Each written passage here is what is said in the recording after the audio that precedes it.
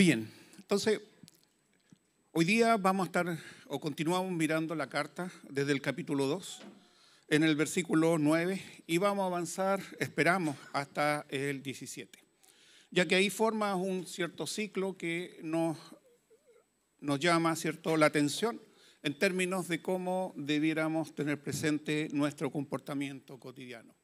Para eso, ¿cierto?, Luis la semana pasada nos recordaba dónde estaban situadas las personas a las cuales iba dirigido, que era en Asia Menor, que era el momento en cual ellos estaban arrancando, esparciéndose, ¿cierto?, por esa zona, y que de alguna manera el hecho de estar mirando en esa zona les significaba que estaban no en una situación cómoda, sino una situación en la cual estaban transitando.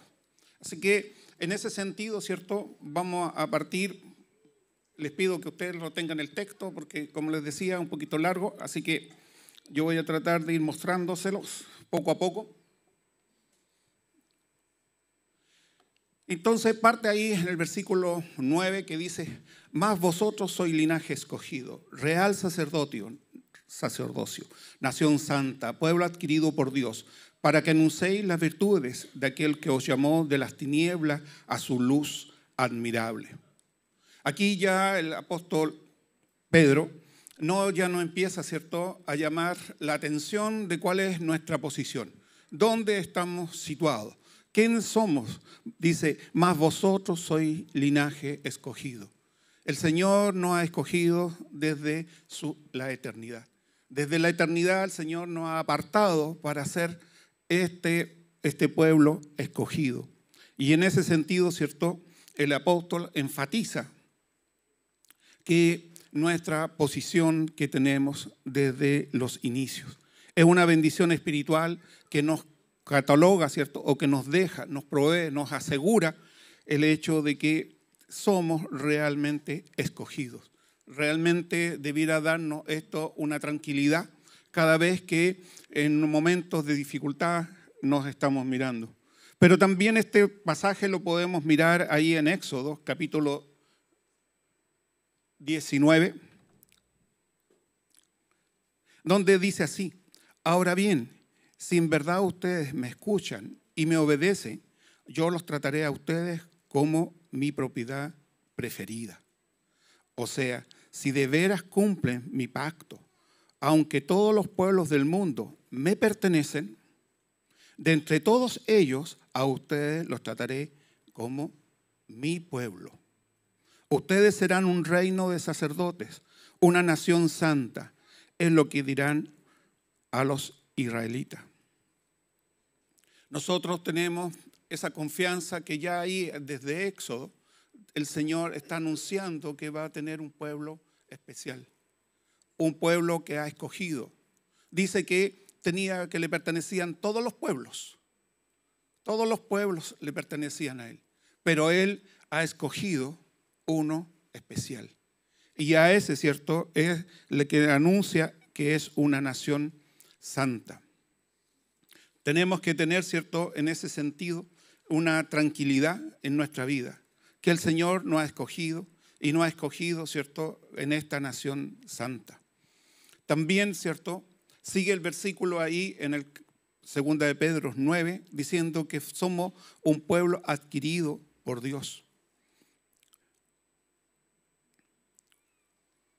En otra versión también los trata a ustedes como una propiedad preferida, o tal vez como seréis mi especial tesoro. Son distintas traducciones de este texto en distintas versiones de la Biblia, en la cual nosotros, ¿cierto?, nos debemos tener la tranquilidad suficiente para poder darnos cuenta que el Señor nos ha adquirido, y nos ha adquirido, ¿cierto?, de una forma muy especial. La palabra adquirido también se puede traducir como preservado y comprado. Vienen en esa misma raíz del griego. Por ello, ¿cierto?, podemos decir que Dios ha adquirido, preservado y comprado para sí mismo con la preciosa sangre de su Hijo. Así hemos sido adquiridos. hemos sido adquiridos, hemos sido comprados y estamos siendo preservados por la hermosa sangre de nuestro Señor Jesucristo. En Hechos 20:28 dice, la cual compró pagando con la sangre de su propio Hijo. Y en Tito 2:14 nos confirma, pues Él se entregó a la muerte por nosotros para librarnos de toda maldad y limpiarnos de todo pecado. También lo hizo para que seamos su propio pueblo. Aquí, ¿cierto? Cada uno de nosotros, cada uno de sus hijos, debiéramos tener esta tranquilidad de que no hay nada que pueda acontecer que esto pueda cambiar. No hay nada que nos pueda mover de esta posición el cual el Señor nos ha colocado. Y esa es una tranquilidad que no importa, ¿cierto?, los momentos de dificultad que estemos viviendo. No importa las instancias que esté pasando. Debiera darle una absoluta tranquilidad en su vida. Debiéramos estar plenamente confiados. ¿Y para qué? Continúa el verso 9, dice, para que anunciéis las virtudes. Para que anunciemos las virtudes. ¿Para qué Dios nos escogió? Para que anunciemos las virtudes. Es decir, Dios que nos ha elegido, ¿cierto? Y nos ha puesto en una familia, en una relación espiritual, nos ha convertido, ¿cierto?, en este pueblo hermoso. ¿Y para qué? Para que anunciemos sus virtudes. Es decir, que hablemos de su poder, de su sabiduría, de su bondad, del amor, la gracia, la misericordia, y seguimos en adelante. ¿Sí? Para que hablemos de quién es Él y cómo estamos hablando, ¿cierto? También ahí traje un poquito una versión distinta de Isaías 43, en el versículo 21. En una de las versiones dice, ese pueblo que yo mismo formé contará mis alabanzas. O en la Reina Valera, yo mismo lo he creado para que me adore. O sea, no ha escogido, ¿cierto? No ha llamado, no ha apartado. ¿Y cuál es el propósito? Para que lo alabemos, lo adoremos, para que anunciemos, para que le contemos a las otras personas, ¿cierto?, quién es Él. Estamos llamados, ¿cierto?, a contar quién es Él. Como continúa el versículo 9 y dice, y aquel que nos llamó de la tiniebla a su luz admirable. Nos llamó, ¿cierto?, ¿dónde estábamos? Estábamos en una oscuridad absoluta. Aún más claro, nacimos en una oscuridad absoluta. No fuimos criados en esa oscuridad. La sociedad en la cual estábamos habitando nos hablaba de esta oscuridad. Pero Dios nos ha rescatado a su luz admirable. Nos ha abierto sus ojos, nos ha abierto nuestros ojos para que podamos admirarlo a Él, para poder darnos cuenta quién es Él. Es esa luz, ¿cierto?, admirable. Es realmente darnos cuenta de la obra que Él ha hecho. No solamente en nosotros, sino también darnos cuenta de lo que está pasando, ¿cierto?, en todo lugar. Darnos cuenta de esas cosas que son insignificantes para el resto de las personas. Pero en esas cosas insignificantes para otras personas, nosotros vemos la mano del Señor. Usted tal vez se pregunta a qué me refiero. Piensa esa cosa nomás que hoy día apareció el sol. Es por obra de Dios. ¿Sí? Para el resto es obvio, si viene, tiene que dar la vuelta. Y tiene que aparecer. ¿Sí? Y nosotros mañana vamos a estar. ¿Sí? Y nosotros vamos nuevamente a despertar mañana. ¿Sí? Cada de esas cosas, ¿cierto?, son todas naturales. Pero nos damos cuenta que es misericordia de Dios, que nosotros podamos ver eso, y darnos cuenta, ¿cierto?, la hermosura del día, la hermosura de la creación de Dios. Eso es lo que hablamos, ¿cierto?, cuando decimos que Dios nos ha abierto los ojos. Es que realmente podemos ver su misericordia en nuestras vidas. Realmente podemos darnos cuenta de lo que Él está haciendo en cada una. Es como si hubiéramos nacido ciegos, que no supiéramos qué era lo que estaba a nuestro alrededor. Es como si nosotros tuviéramos que, para saber lo que pasa en nuestro alrededor, tuviéramos que tocar. Y de repente recobramos o tenemos vista.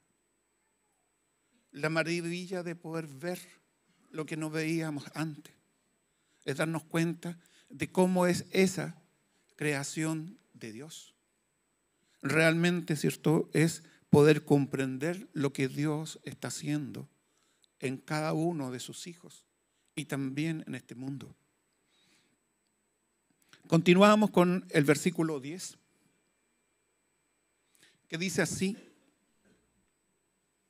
vosotros que en otro tiempo no erais pueblo, pero que ahora sois pueblo de Dios, que en otro tiempo no habíais alcanzado misericordia, pero ahora habéis alcanzado misericordia. Realmente, ¿cierto?, podemos darnos cuenta que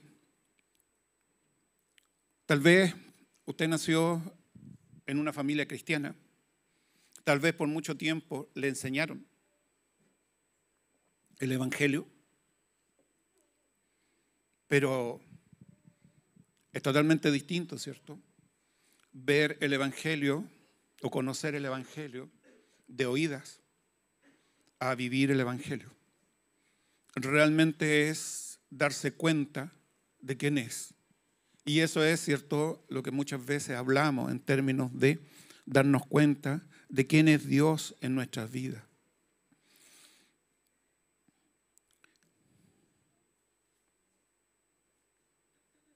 Tenemos, ¿cierto?, ahí un pasaje que un poquito está truncado, pero quiero compartirlo con ustedes, que es de Oseas.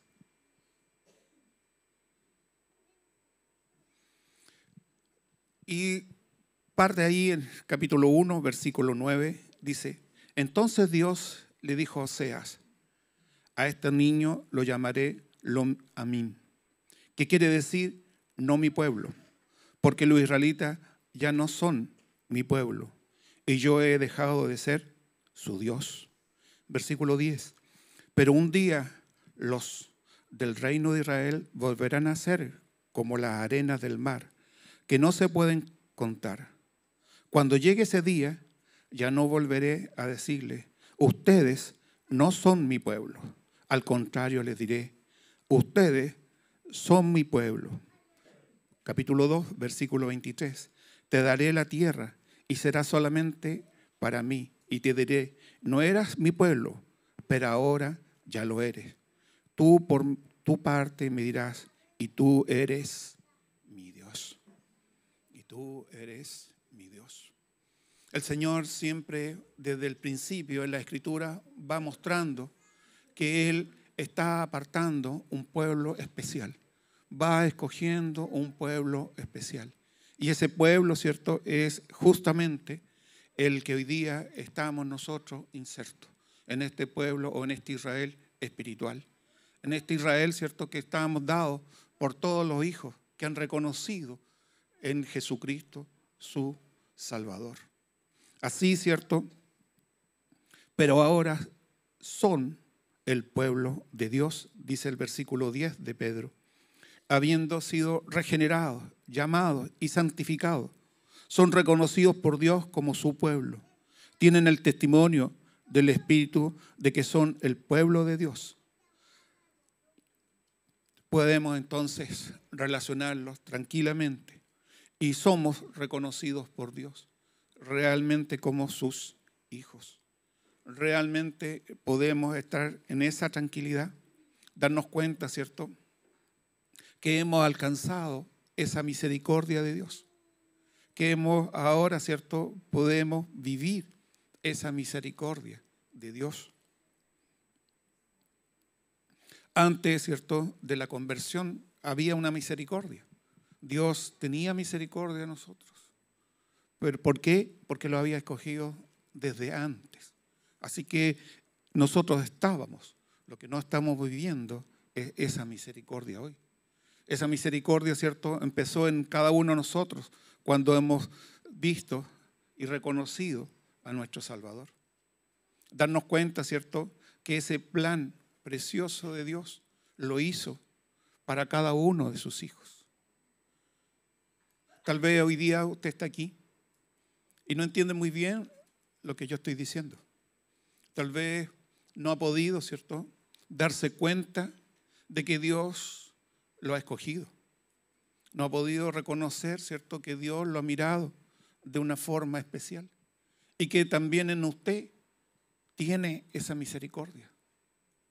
Hoy día, ¿cierto?, lo llamo, lo invito a que reflexione. Dios también tiene misericordia por su vida. Tiene que pensar, ¿cierto?, en que hay un Dios todopoderoso, que Él va a venir, ¿cierto?, a pedir cuenta a cada uno de sus criaturas. Pero a nosotros nos tiene en una posición diferente. Los tiene en la posición de ser hijo. ¿Quiere ser usted también uno de esos hijos? Para eso, ¿cierto?, lo invito a que reconozca que ha fallado, que ha pecado contra Dios, que no lo ha reconocido y que pueda, ¿cierto?, en su corazón pedir perdón. Y ese perdón lo va a obtener si es que piensa en que Jesús es su Salvador. Para eso lo invito a orar un pequeño instante. Decir: Señor, tú eres nuestro pronto auxilio. Queremos, Señor, en este momento ir ante tu presencia, rogarte por nuestra vida, pedirte, Señor, perdón por las fallas, pedirte perdón, Señor, por no haberte reconocido como mi Salvador. Reconocer que tú moriste en la cruz y que resucitaste para perdón de mis pecados. Reconocer, Señor, que en ti hay salvación y reconciliación con el Padre. Queremos, Señor, rogarte por nuestra vida, en nombre de Cristo Jesús, Señor. Amén.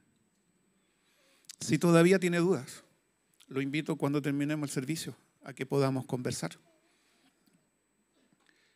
Continuando, ¿cierto? Entonces, el apóstol Pedro nos lleva, en primer lugar, a situarnos en una posición, a darnos cuenta de quiénes somos. Hemos sido escogidos, de ahí no vamos a ser movidos.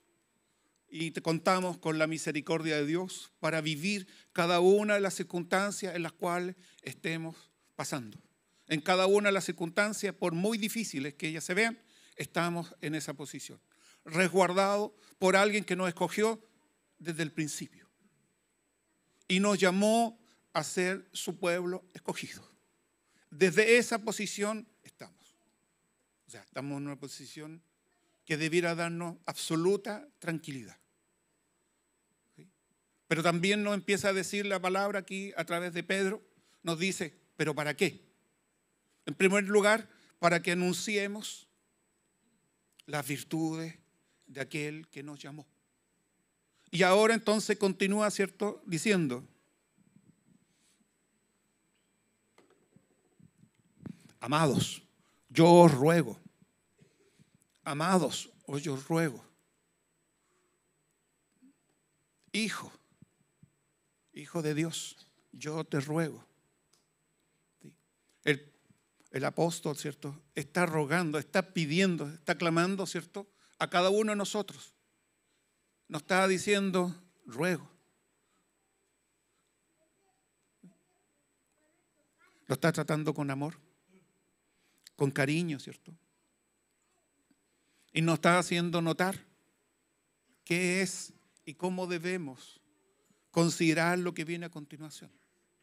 Dice: como extranjeros y peregrinos. Como extranjeros y peregrinos. Es cierto, como les comentaba, ¿cierto? Ellos en este momento, a los que estaba siendo dirigida la carta, eran extranjeros, porque ya no estaban en el lugar, ya habían sido esparcidos, ¿cierto? O perseguidos, de modo que estaban en este lugar. Así que realmente eran extranjeros y peregrinos. Así que es una verdad que le está diciendo en términos concretos. Pero también hay una verdad espiritual detrás de esta frase, que es que somos cada uno de nosotros, que somos extranjeros y peregrinos en este mundo. Nosotros no somos de este mundo, estamos en este mundo. Y ahí es cierto, es que debemos tener mucho cuidado cómo vamos, ¿cierto?, transitando. Debemos tener cuidado, ¿cierto?, en el sentido de que en este mundo debemos separarnos. Debemos separarnos y alejarnos. ¿De qué cosa? De las costumbres de esta sociedad. Ya no somos de este mundo. Los hábitos, las costumbres, las tradiciones, ¿cierto?, ya no deben ser razonables si es que no van con la palabra del Señor. ¿Sí? Si hay algo que la sociedad hoy día está aceptando, entonces debemos confrontarlo si la palabra del Señor dice exactamente lo mismo. Porque si no, viene el ruego de este apóstol. Amados, yo os ruego que se consideren, ¿cierto?, extranjeros y peregrinos. Yo os ruego que no acepten las costumbres de este mundo, que no acepten las costumbres de esta sociedad. Hoy día para nosotros cada vez, ¿cierto?, nos ponemos en discusiones. Entramos, ¿cierto?, en contienda con nuestros hermanos. Nos preocupamos, ¿cierto?, de quién va a ganar. Incluso nos ponemos, ¿cierto?, a discutir hasta por la selección. ¿Sí? Peleamos con los jugadores, peleamos con todo el mundo. ¿Sí? No voy a meterme en la política porque ahí peleamos más. ¿Sí? Dejémoslo con los jugadores, ya que están muy mal, así que es fácil pelear con ellos. Entonces debemos tener, ¿cierto?, cuidado. No somos, ¿sí? No estoy diciendo que no vean fútbol. Estoy diciendo, no peleen. No peleen. Si van a pelear, ¿para qué verlo? Entonces, tener en cuenta, ¿cierto?, qué es lo que el apóstol lo está diciendo. Lo está diciendo, no lo involucremos en lo que está pasando en la sociedad. No lo involucremos en eso. Roguemos por nuestra sociedad. Pidamos al Señor por lo que significa, ¿cierto?, todas estas cosas que han acontecido, que ha sido toda una trifulca, ha sido todo un vorágine de información que de repente nos envuelve como un torbellino y no nos damos cuenta que estamos inmersos también en el mismo problema. Estamos discutiendo, ¿cierto?, por las distintas problemáticas de la política, de las distintas dificultades de la sociedad, cuando en realidad lo que deberíamos estar haciendo es pedirle al Padre por cada una de esas cosas que nosotros estamos dando nuestras fabulosas soluciones. Que el Padre, ¿cierto?, el que realmente es al quien debemos apelar. Ahí en Santiago 4:1 dice, ¿de dónde vienen todos los conflictos y peleas que hay entre ustedes? Vienen de ustedes mismos, de sus deseos egoístas, que siempre están librando una guerra en su interior. Es eso lo que debemos, el apóstol, ¿cierto?, nos está haciendo entender, que debemos comportarnos como extranjeros y peregrinos. Intentar, ¿cierto?, tener cuidado, tener precaución de nuestra forma de comportarnos. Continúa el versículo 11 diciendo que, lo leo un poquito antes, amados, yo os ruego como extranjeros y peregrinos que os abstengáis de los deseos carnales que batallan contra el alma. Que os abstengáis de los deseos carnales que batallan contra el alma. Esos son los enemigos de nuestra paz espiritual. Son, ¿cierto?, donde perdemos el consuelo, el bienestar. Y son los peores enemigos que tenemos. Y debemos tratarlos de esa manera, evitándolos, vigilándolos y preveniendo cualquiera de esos pensamientos que pueden venir en nosotros. Ya nosotros no somos de izquierda, pero tampoco somos de derecha y tampoco somos de centro. Nosotros somos extranjeros en esta sociedad. No son los políticos los que van a salvar este país. No es un partido el que va a hacer las cosas mejores. Es el corazón de Dios en esas personas. Así que si usted quiere un mejor presidente, ore para que se convierta. Esa es la forma que Dios nos ha dado. Oremos para que conozcan a Cristo. Porque conociendo a Cristo, lo que Él ha hecho en su vida, también lo hará en ese presidente. Nosotros estamos llamados a orar por esa dirección, por nuestras autoridades. Entonces, abstengámonos de estas peleas, ¿cierto? No luchemos con ellas. Continúa ahí el versículo 12, que dice, manteniendo vuestras maneras de vivir entre los gentiles. Manteniendo vuestra manera de vivir entre los gentiles. ¿Qué se refiere a mantener nuestra buena? Manteniendo nuestra buena. Tiene que ver, por supuesto, ¿cierto? Por un lado, a cómo nos expresamos. ¿Cómo están nuestras conversaciones con nuestros vecinos? ¿Cómo está nuestra disposición con nuestros vecinos? ¿Estamos dispuestos a hacer ayuda para ellos? ¿O somos indiferentes? ¿Realmente las cosas que estamos haciendo son correctas? ¿Son honestas? Hoy día, ¿cierto? Todo es relativo. La sociedad nos invita a que todo es relativo, ¿cierto? Usted toma algo prestado, ¿cierto? Y no necesita devolverlo.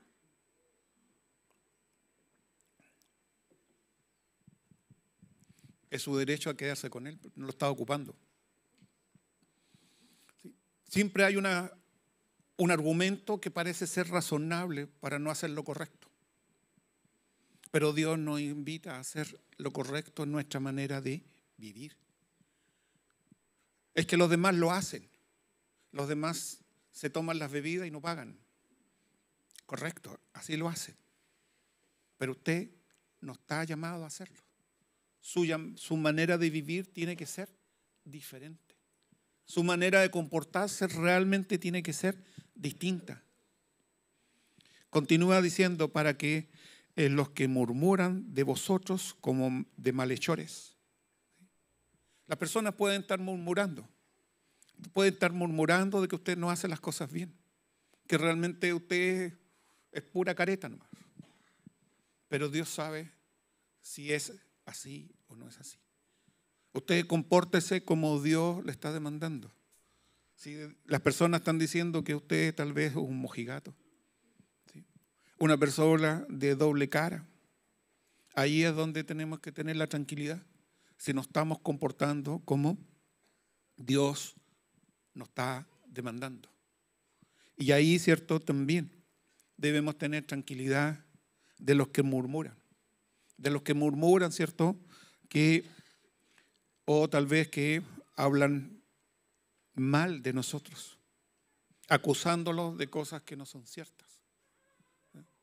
Pero tenga presente, ¿cierto?, que Jesucristo, a Él también lo acusaron de cosas que no eran ciertas. Así que usted no está sufriendo nada diferente de lo que sufrió nuestro Señor Jesucristo. De Él también hablaron cosas incorrectas. ¿Sí? Lo acusaron de que estaba haciendo o que estaba planificando cosas. Continúa, dice, glorifiquen a Dios en el día de la visitación. al considerar vuestras obras. Este texto ahí trae más de alguna complicación, pero está hablando, ¿cierto?, esencialmente del hecho de cómo debemos comportarnos y que no nos preocupemos de los malhechores. En ese sentido, ¿cierto?, la palabra que viene o proviene aquí del hebreo es episcope, que significa esencialmente una acción, que significa, ¿cierto?, una inspección para alivio. De otra forma, una palabra, una prueba. Y en ese sentido, ¿cierto?, uno, ¿qué es lo que puede entender de esa visitación? En este caso, ¿cierto?, está hablando de que mantengamos nuestra manera de vivir, que tengamos cuidado con los malhechores. Por lo tanto, entonces, a mí, en mi modo de entender, me quedo o me inclino más por la idea de que esta visitación tenía que ver con el hecho de que las autoridades venían a ver qué estaba pasando en esta ciudad. Las autoridades venían a ver qué es lo que estaban haciendo las personas. Y, por supuesto, eran examinadas, eran probadas, si realmente se estaban comportando. Y lo que el apóstol, entiendo, ¿cierto?, es que lo que está pidiendo es que realmente las acciones, los hechos o el quehacer realmente fuera honorable en ese momento. Cuando venga una autoridad y vea, cuando venga su patrón y mire su trabajo, ¿sí?, cuando venga a ver cómo estuvo su tarea, si cumplió bien su labor, venga a visitarlo. Ese es el sentido que estoy empleando. Cuando venga a visitar su trabajo, venga a inspeccionar su tarea, que encuentre en ella que usted lo ha hecho bien, que lo ha hecho correcto. No que parezca, sino que realmente sea íntegro el trabajo, que realmente podamos darnos esa imagen de que no solamente hacemos las cosas correctas cuando lo están viendo, sino en todo instante, que nuestras tareas siempre nos esforzamos por hacerlas correctamente. En Mateo 5:16 dice así: así alumbre vuestra luz delante de los hombres, para que vean vuestras buenas obras y glorifiquen a vuestro Padre que está en los cielos. ¿Sí? ¿Por qué estamos haciendo esa buena obra? Para que reconozcan, ¿cierto?, que no es por nuestros méritos, sino realmente porque tenemos algo especial en nuestras vidas. Y eso algo especial es Jesucristo. Es Jesucristo. No es porque yo sea mejor que el resto, porque soy tan flojo como los demás, sino que trato de hacer lo que Dios demanda que haga, que es comportarme correctamente.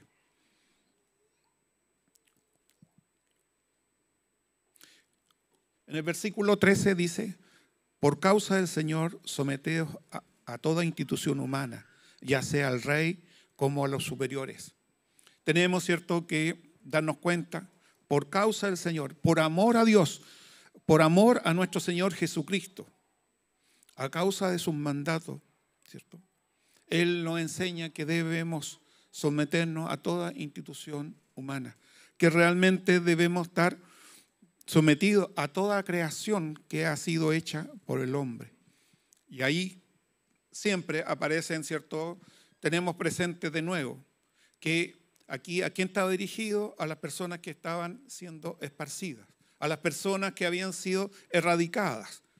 En la práctica, ¿cierto?, estaban siendo llevadas hacia los gentiles. Por lo tanto, someterse a ellos no le estaba pidiendo algo fácil. Le estaba pidiendo que los judíos cristianos se sometieran a los gentiles. Le estaba pidiendo que se sometieran a alguien que no respetaban. Para ellos, ¿cierto?, tengan presente que para los judíos de la época, ¿cierto?, los gentiles eran perros. Eran alguien que no debía ser considerado. ¿Sí?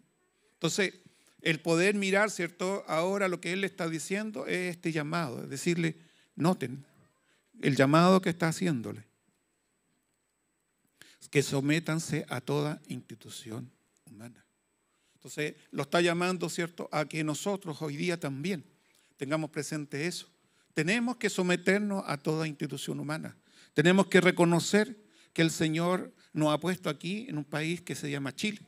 Chile tiene ciertas leyes y que esas leyes debemos respetarlas. ¿Hay un límite en ese respeto? Sí, hay un límite en ese respeto. Ese límite, ¿cierto?, tiene que ver con el hecho de decir hasta que no vayan en contra de la voluntad de Dios.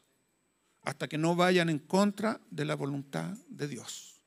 Es lo mismo, ¿cierto? Y es el mismo ejemplo para el matrimonio. Hasta dónde, ¿cierto?, el hombre es cabeza de la mujer. Hasta el hombre puede ordenar a la mujer. Hasta que eso no vaya en contra de la voluntad de Dios.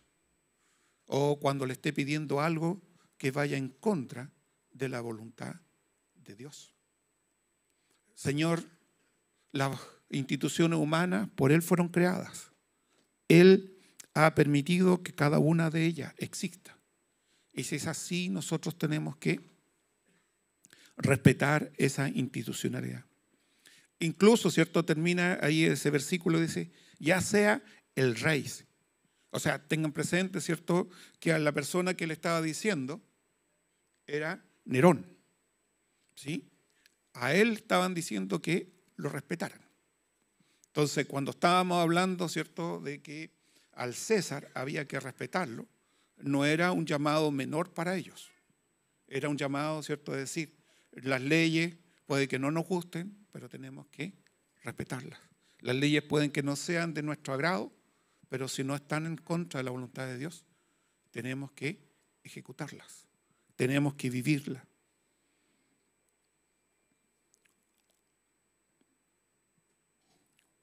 Me salto a... ¿Me va a saltar eso? Romano. Me salto a 1 de Pedro 2:14. Entonces continúa diciendo, ya a los gobernadores como a los enviados para castigo de los malhechores y alabanzas de los que hacen el bien. Estaba hablando, ¿cierto?, no solamente el hecho de que decir que debemos respetar al rey, no solamente ahora a los gobernadores, sino también a los enviados. ¿Sí? No solamente al patrón, sino al gerente, al jefe, ¿sí?, y al que envió el jefe. ¿Sí? A la espinita, si quieren decirlo, también. ¿Sí? También tenemos que respetar a la espinita, ¿no? No podemos mirar, ¿cierto?, el hecho de decir que porque solamente al jefe, sino que aquí en el versículo dice, está el escalafón completo. ¿Sí? Y empieza y llega hasta los enviados. ¿Sí? Hasta los enviados.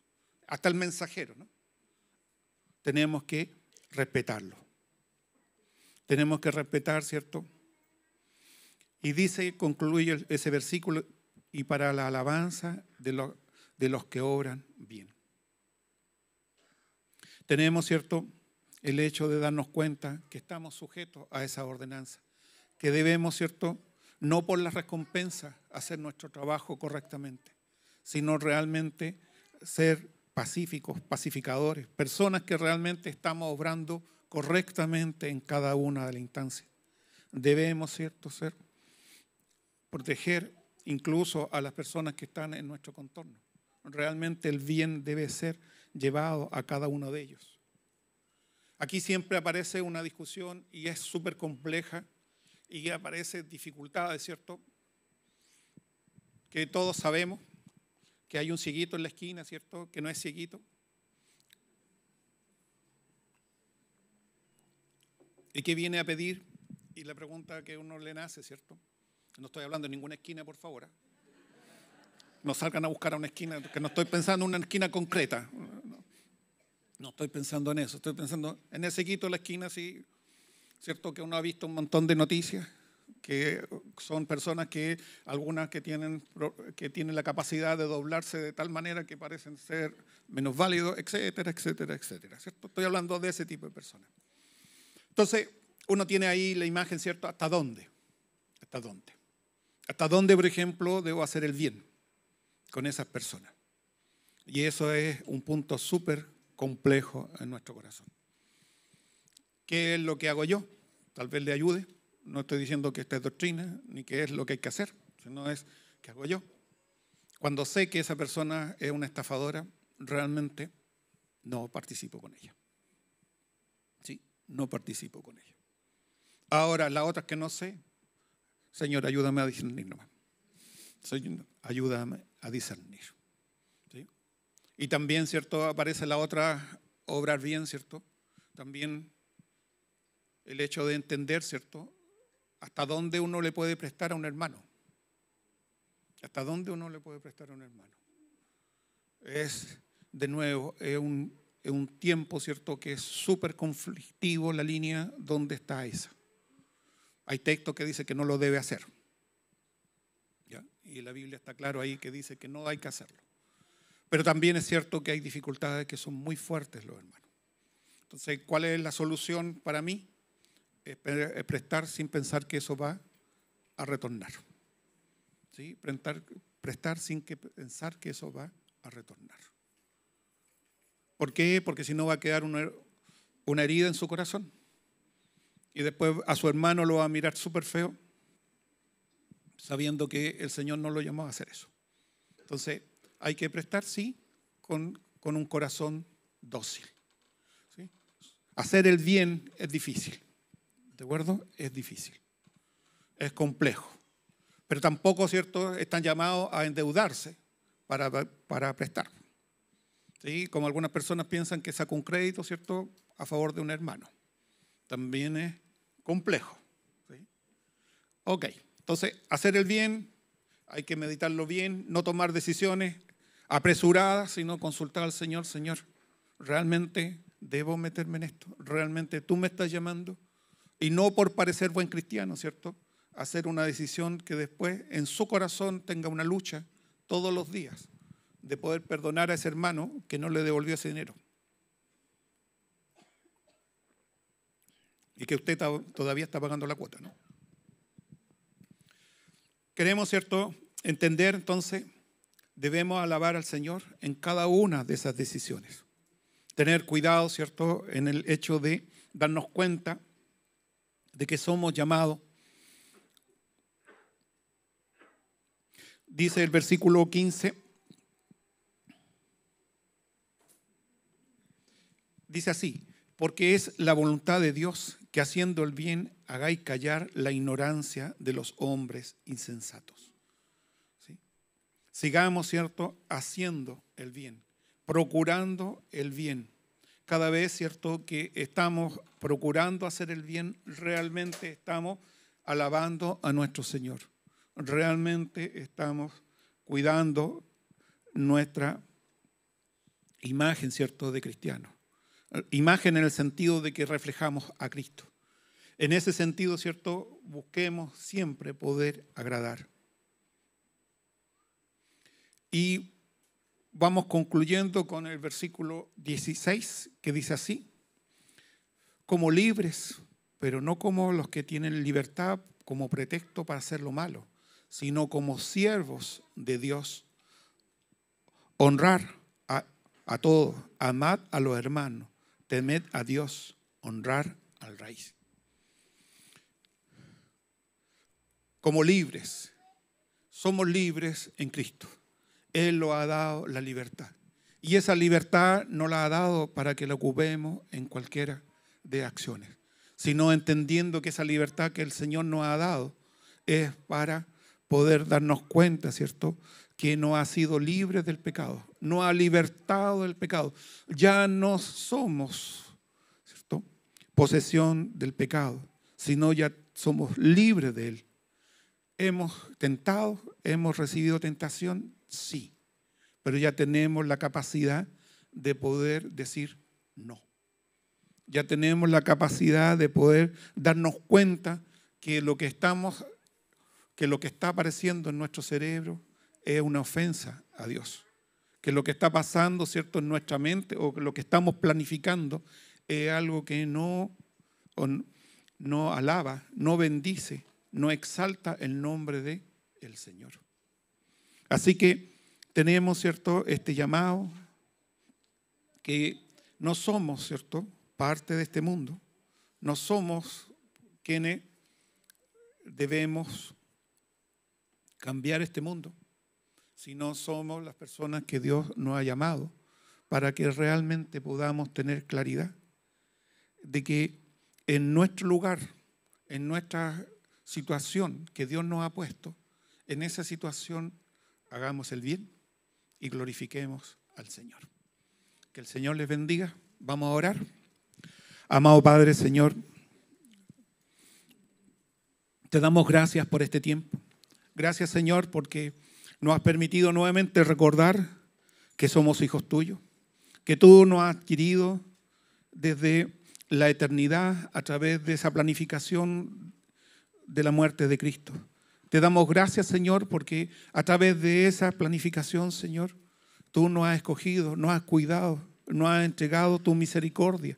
Nos has permitido gozarnos, Señor, de poder relacionarnos contigo, de tener la confianza de poder ante ti y rogarte, Padre. Te damos gracias por este tiempo. También, Señor, te pedimos que nos dé la fuerza, que nos dé la claridad, Señor, de poder comportarnos, de poder honrarte, Señor, en nuestras acciones cotidianas. Que realmente, Señor, nuestra lengua, tú la detengas, Señor. Que no, si no va a ser para glorificarte a ti, Señor, podamos callar. Que nuestro comportamiento en la sociedad, Señor, refleje lo que somos. Y por sobre todo, que podamos hablar, Señor, de quién eres tú. Porque para eso hemos sido apartados, para poder hablar de quién eres tú. Te damos gracias, Padre, en nombre de Cristo Jesús. Amén.